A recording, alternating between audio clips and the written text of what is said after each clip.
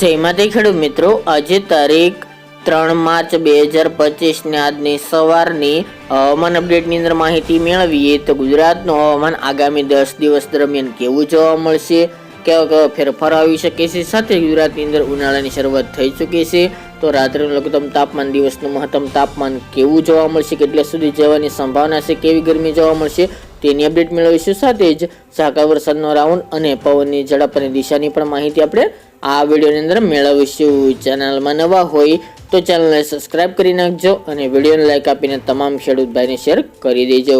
ખાસ કરીને મિત્રો, અત્યારે ગુજરાતની અંદર ઉનાળાની શરૂઆત થઈ ચૂકી છે, તેમજ મિત્રો માર્ચ મહિને શરૂ થતાં ગુજરાતની અંદર ઉનાળાની શરૂઆત થઈ જતી હોય છે. ખાસ કરીને ફેબ્રુઆરી દરમિયાન તાપમાન ચડ ઉતર જોવા મળ્યું હતું, પરંતુ હવે મિત્રો બપોરનું તાપમાન હવે ધીરે ધીરે યથાવત વધતું જોવા મળી શકે છે.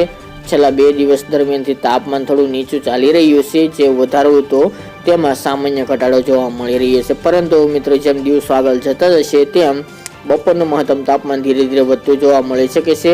5 તારીખ સુધી બપોરનું મહત્તમ તાપમાન ખાસ કરીને 35 થી લઈને 37-38ની રેન્જમાં જોવા મળશે, એટલે કે સામાન્ય ગરમીનો અહેસાસ બપોર દરમિયાન જોવા મળે તેવી સંભાવના દેખાઈ રહી છે.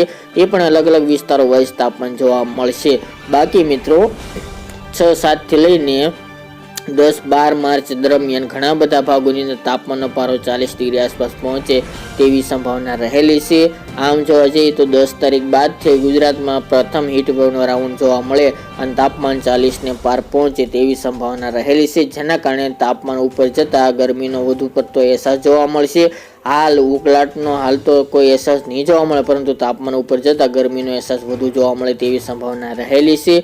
તે ઉપરાંત મિત્રો જે રાત્રિનું લઘુત્તમ તાપમાન છે તે નોર્મલ આસપાસ ચાલી રહ્યું છે. હવે તેમાં પણ આગામી દિવસમાં વધારો જોવા મળશે. આગામી 2 દિવસ દરમિયાન નોર્મલ આસપાસ હજુ પણ રાત્રિનું તાપમાન જોવા મળશે. ત્યારબાદ 5 તારીખ બાદથી રાત્રિનું તાપમાન પણ ધીરે ધીરે વધે તેવી શક્યતા રહેલી છે, પરંતુ તેમાં મોટો કોઈ વધારો જોવા નહીં મળે બપોરનું તાપમાન પ્રમાણે. બાકી મિત્રો આગામી 10 દિવસ દરમિયાન ગુજરાતનું હવામાન એકંદરે ચોખ્ખું જોવા મળશે.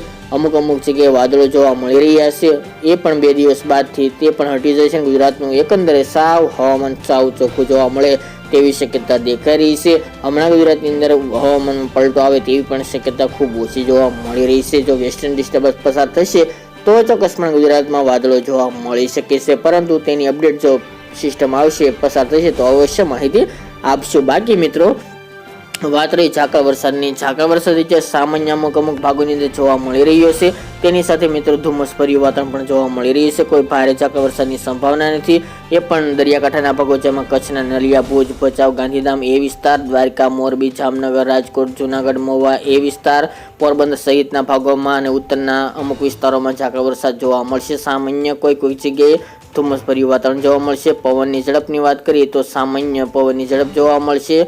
તેમજ મિત્રો પવનો અલગ અલગ દિશાના જોવા મળશે. પશ્ચિમના જોવા મળશે, ઉત્તર પૂર્વના પણ જોવા મળી શકે છે. તો મિત્રો આ અત્યારની વહેલી સવારની અપડેટ. ફરી એક નવડી સાથે મળીશું.